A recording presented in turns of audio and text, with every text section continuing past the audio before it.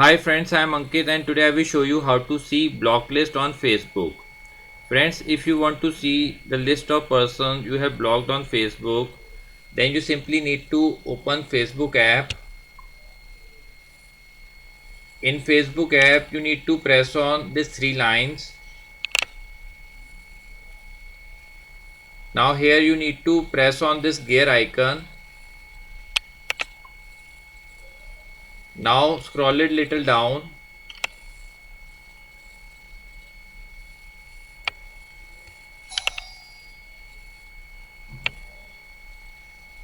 Here under audience and visibility, you will find blocking. Press on it.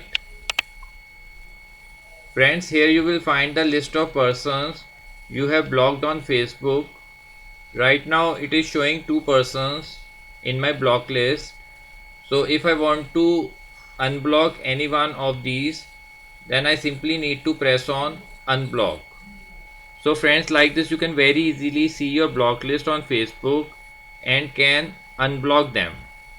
I hope you find this video useful. If you like the video, then press on like button and don't forget to subscribe our channel and press on bell icon to receive email notifications free of cost.